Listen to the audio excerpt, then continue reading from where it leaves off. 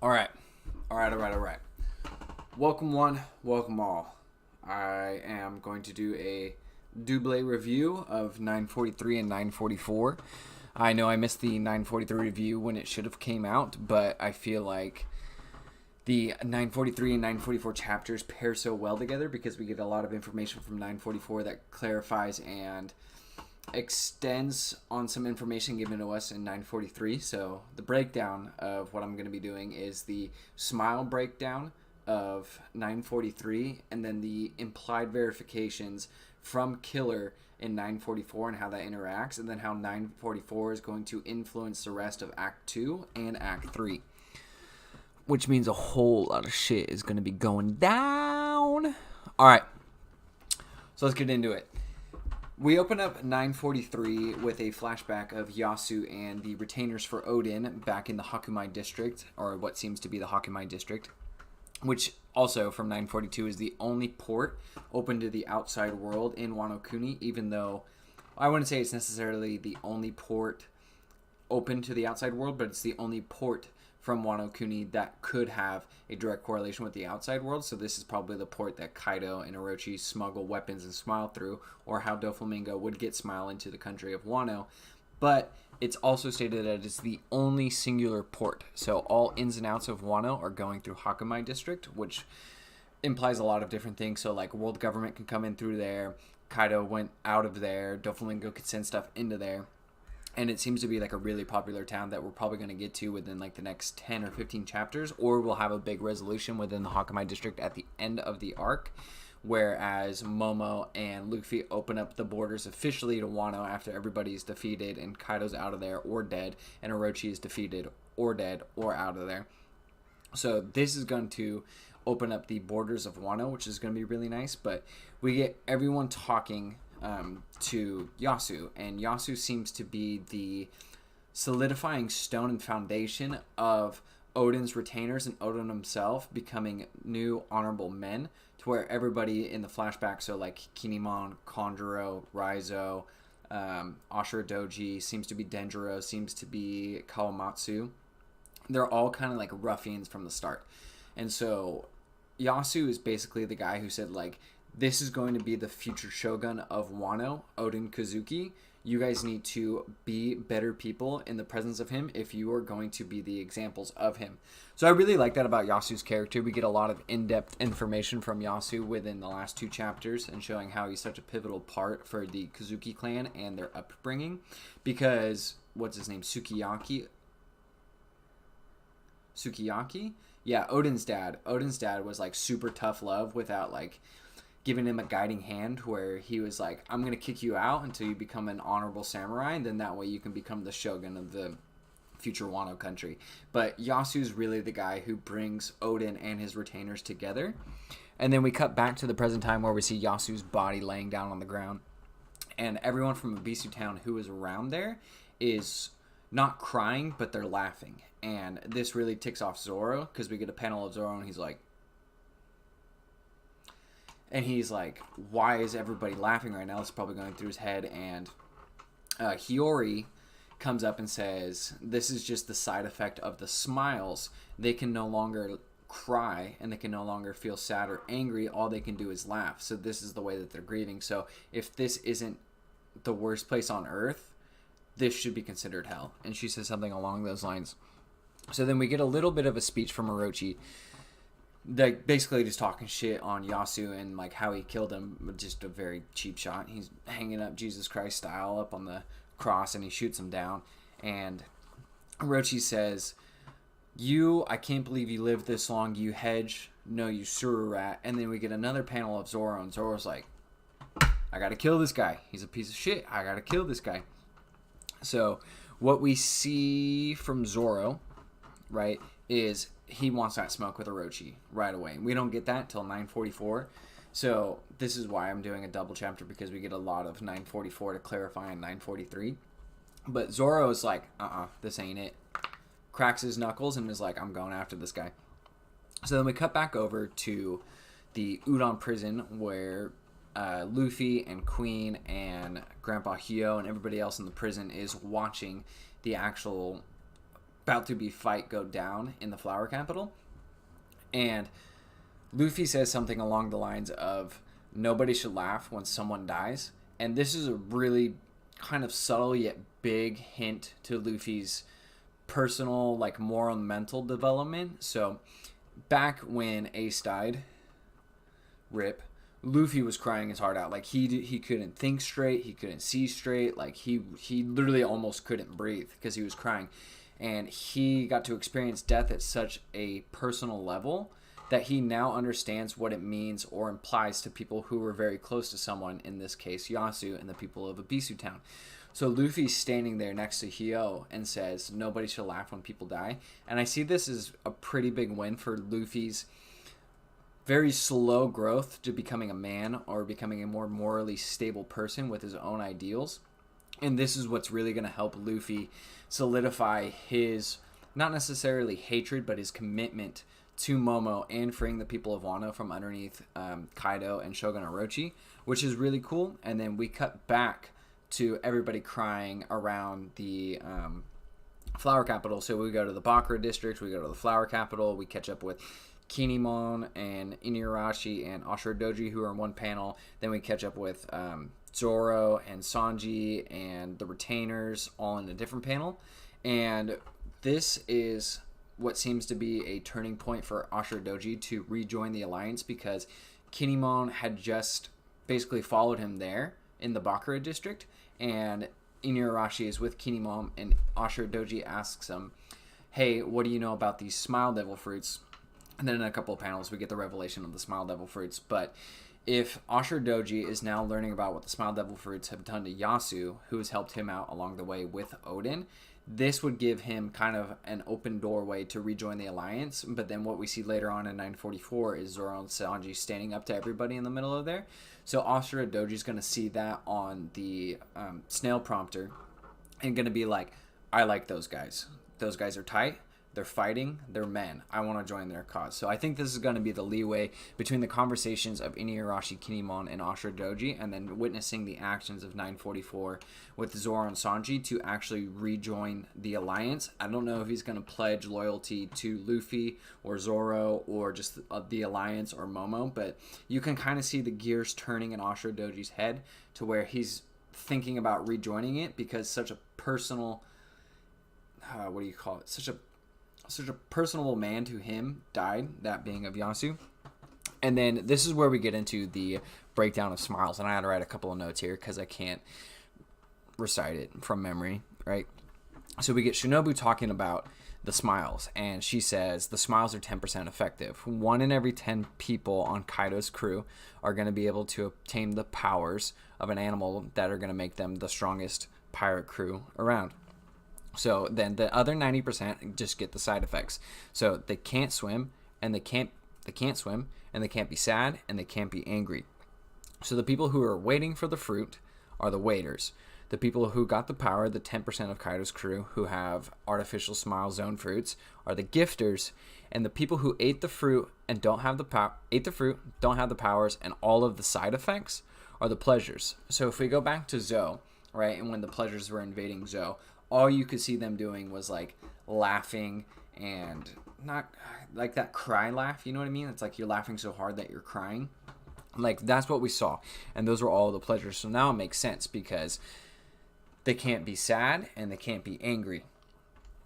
And then what we learned after this, following what happened to Abisu Town, was the side effects of the smiles. And this is why it's called a leftover town, because they get all the leftovers from the flower capital. Those leftovers, including bad, faulty Smile Devil fruits. So Orochi's plan, right, to weaken the country, or at least weaken parts of the country, was to basically merge these Smile Devil fruits into people who were super hungry, so that they would eat them, but their stomachs wouldn't be full, so they would die at a more rapid pace. So what we get in the revelation of is the people of Abisu Town, including Yasue, have all of these faulty Smile Devil fruits cycled within their meals over the last 20 years, and that's why they can't cry. And so this makes it like a super sad and personable thing for everybody who is a retainer, Zoro, and now includes Sanji, because Sanji's like, yo, the food's fucked up and they can't even eat, and that goes against like my moral compass about wanting to be the best chef in the world and feed everybody. And then Zoro's like, that's a non-honorable thing. And so Zoro's biggest thing about him fighting for other people is if their honor is disgraced.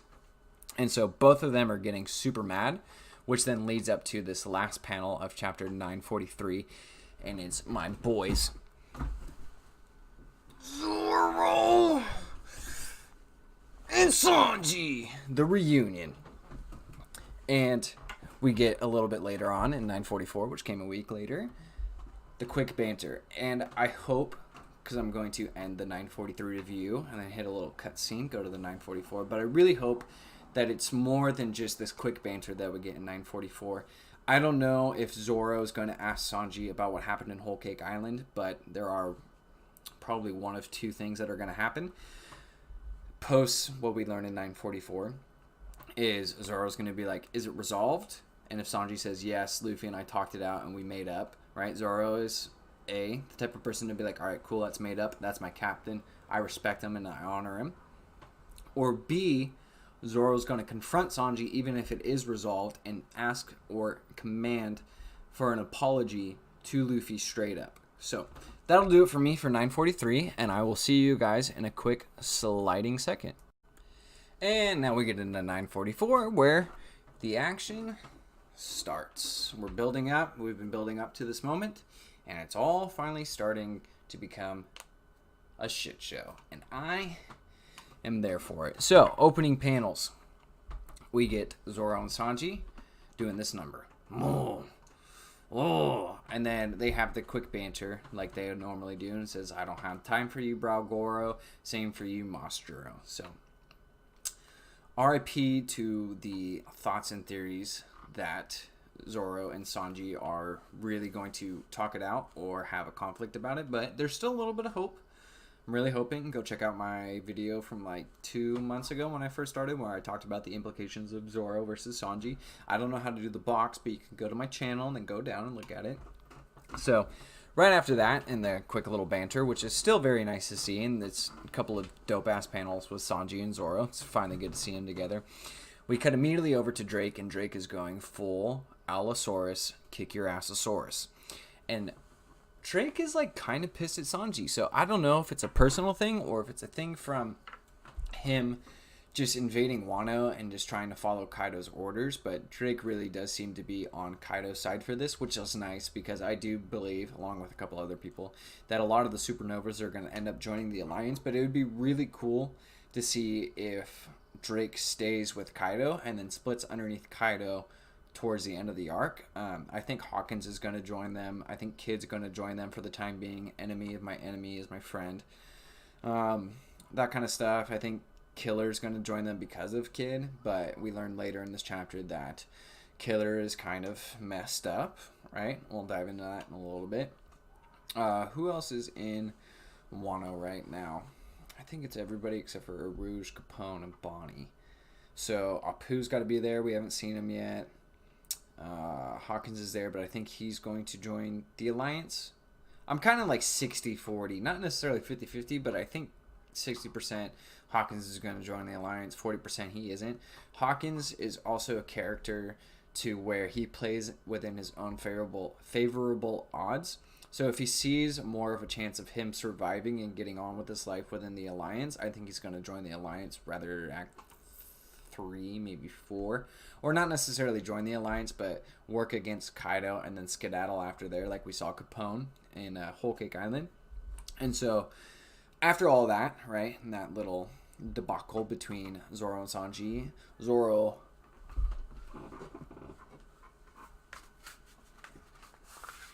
I gotta get my... It's not coming out right now. I have a sword. I have a machete. Two-sword style. 720-pound Phoenix. Cannon. Bam, ba bam. Straight at Orochi. Just... And the panels drawn in that are just... beautiful. And so Zoro is like having this quick little flashback, even though he just met Yasu. He really has grown to like Yasu, and he goes straight for Orochi's throat, and that is just my man's Zoro. Get after it. And so lost my train of thought for a second. So Zoro goes 720-pound Phoenix cannon. I think it's a Phoenix, but they say cannon. But if I remember correctly, it's a Phoenix, but panel says cannon. So 720-pound cannon goes straight for Orochi. And in just calm, cool, collected fashion, my man's Kiroshiro just... Blink! Not here, bitch. Not for you. Get out of here with that shit. Kiroshiro is really an interesting character to me because a lot of people do think that he's Genjuro because now that we know, I'll get into that in a second, but Kamazo is killer and Kamazo therefore can't be Denjuro because Denjuro is not killer. So a lot of people are starting to believe and think that Kiroshiro is Denjuro because there was the flashback a couple chapters ago when we saw the original Kaido's crew and the retainers of Ashura Doji, Denjuro and Kawamatsu, and Denjuro and Kawamatsu were silhouetted. And if you took the pompadour and slicked it back, put in whatever that top knot he had, Kiroshiro could be Denjuro, but Kiroshiro is pretty strong. So he just blocks a 720-pound cannon like it's nothing, right? And then he gives this little speech and says, Orochi, why are you being so careless right now? I can't believe you left the capital, the flower capital, with so little bodyguards. And then and then Zoro says, get out of my way. And Kiroshiro says, I cannot. I am Lord Orochi's guard dog, or the Shogun's guard dog, whatever he says, right? So there's like this play that Kiroshiro is putting up. So, I got a cough. Let's say Kiroshiro is Denjuro, right? And he has to play this part, and he has to like solidify to Orochi that he is his guard dog, right? And he's playing undercover cop. Like, that makes sense. If Kiroshiro is not Denjuro and Kiroshiro is actually a bad guy working for Orochi, this kind of contradicts the earlier chapters of Wano when we are introduced to Kiroshiro and he's making fun of Orochi and his old wives' tales, his ghost tales, saying that this could never happen. Our leader is a goof, and I don't know why he still believes in these things. It's 20 years and nothing has happened, right? So I like to believe that Kiroshiro is Denjuro, and he's trying to play this double agent, and he's trying to kind of coerce Orochi, or he has really trying to gain his trust to infiltrate from the inside. But then we cut over to, what's her name? Hiyori for a second, and we see this panel, and she's like looking, and it seems like she's looking at Kiroshiro and Zoro fighting, and we all know that Hiyori has a lady boner for Zoro right now. But if Denjuro has been taking care of Hiyori and working with her, do you think it's like a double love interest to where it's like Hiyori is thinking about Kiroshiro because he's been with her for so long and protecting her, and they've been plotting this kind of takedown of Orochi for the longest time, and she also likes Zoro because Zoro kind of reminds her of Kiroshiro? I don't really know, but she doesn't say anything. So there's a couple of different things you can take from this, is that if Hiyori met with Zoro and she knew that and Kiroshiro was on their side, you would imagine in an earlier panel, probably like 940, 941, 942, Hiyori would have explained Kiroshiro to Zoro, saying, hey, this man is a secret double cover agent. But it also makes sense because it's like you want to catch up on foreshadowing and not say it blatantly outright, so I don't blame Oda for it. But she would say, hey, this guy is tough. He's a mean cookie, right? Don't mess with him. He's got something more important than fighting right now, or he has more going on to where you can just fight him right now. But also, if he was a bad guy and they weren't working together, she would also be like, yo, this is one tough son of a bitch, don't fuck with him. Like, realistically, that's what Hiyori should have been on, but we don't really get that. And then we get a couple of panels of Zoro and Kiroshiro clashing, and I really want to see more than a couple of clashes. I want to see like an actual fight and see how Zoro stacks up, because Kiroshiro seems to be a really good fucking swordsman. So that's kind of nice to see. I can't wait to see more from Kiroshiro. And then we get more panels of Zoro and Sanji kind of doing their own thing within this miniature brawl and these clashes. So Drake pulls up from behind Sanji, and Sanji's like, oh fuck, and then he moves out of the way, and as he's moving out of the way, he skywalks and seems to kick Drake in the face. So back to Whole Cake Island, where Sanji's observation haki and reaction time could avoid Katakuri's jelly bean mochi flick. It's just the subtle improvement of Sanji's fighting prowess over these last two arcs and his reaction time that really solidify him being a pretty great observational hockey user. He's not on the level of Luffy yet where he can use Future Sight, but his observation is so high and his reaction time is so high, including his Diablo Jambe and his like powers, right, that he's becoming this master speed blitzer.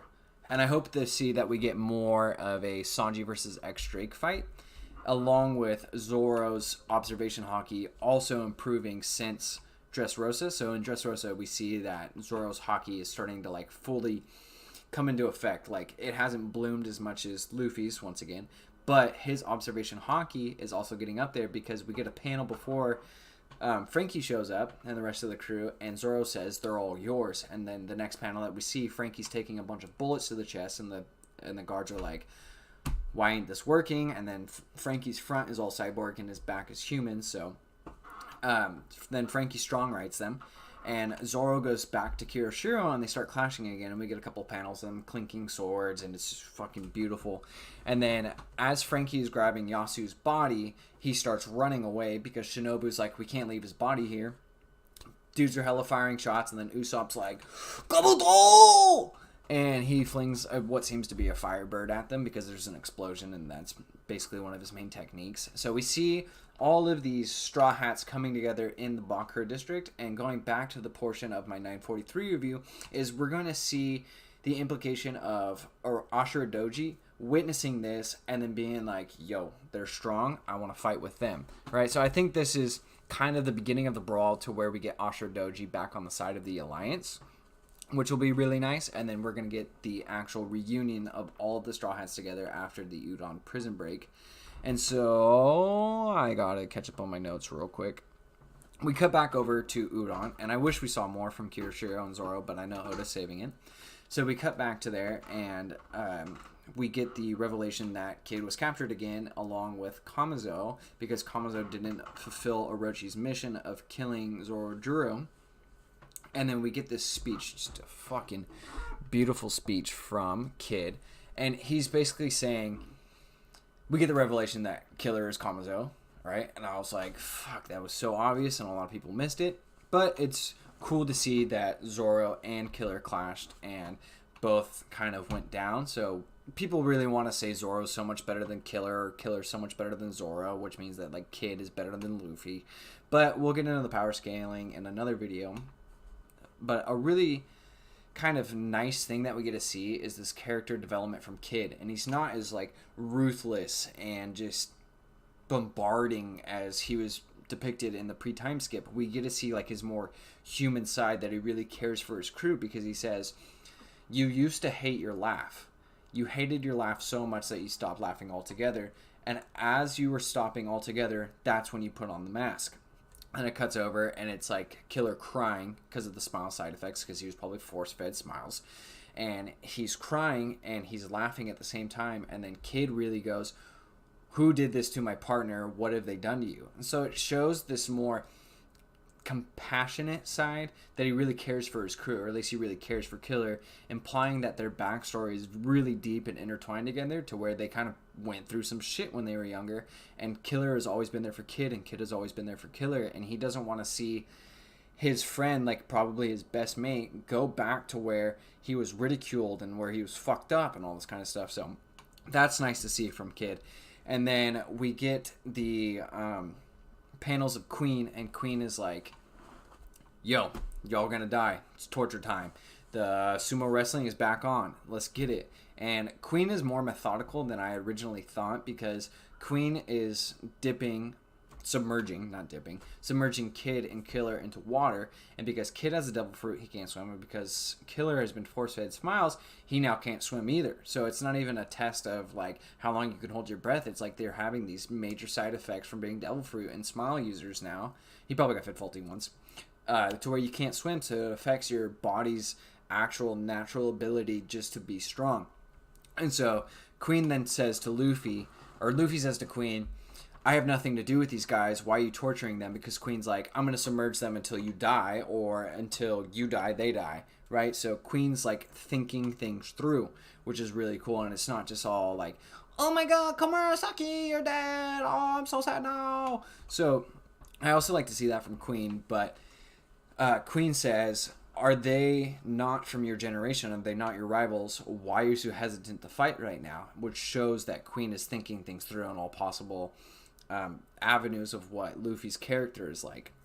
And so then Luffy says, all right, let's do this. I'm going to go straight for you. And I think he just throws out a punch to gauge kind of the strength of Queen to see where he's at, because Queen just grabs it and flips him aside. And the reason why I don't necessarily like him just throwing a punch is Luffy is getting out of that character zone or that like calm zone to where he can use that observation hockey, because if he used that observation hockey that he has now, that future sight or that future coaching, he could have known what Queen was doing, and then he could have gauged it off of that, but without even throwing the punch, right? Like, I think that would have been a much better way to gauge Queen than just throwing a random punch at him. And so then Queen's like, who do you think you're messing with? Blah, blah, blah, blah. And so Queen is like, no, you're still going through this. Like, until you defeat all of us, you die, they die. Or until you die, they die. Until they die, you die. Right? So that's really nice to see. And then we get the bomb. Big Mom coming through.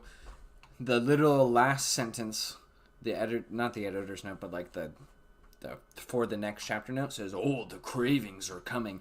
And it's like, fuck, can we just go without Big Mom having a craving?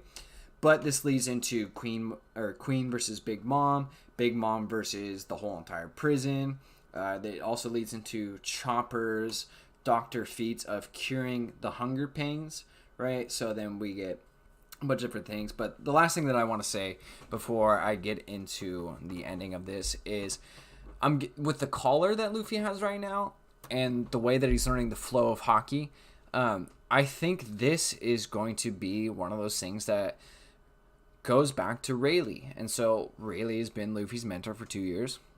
And when we were introduced to Rayleigh, he had a very similar collar from the Celestial Dragons. And he's like, blink, flexes his neck. And I think that might be a flow of hockey that Rayleigh has mastered to get it off of it. I don't think it was Conkers that split it. I think it was Armament that split it. So we might see a mirrored panel of Luffy breaking off him and Hio's collars by using the new flow of hockey that he's learning. So that would be really cool if it was mirrored to Rayleigh. So like, comment, subscribe. Thank you all. This is going to be a long one, so please watch more than 15 seconds.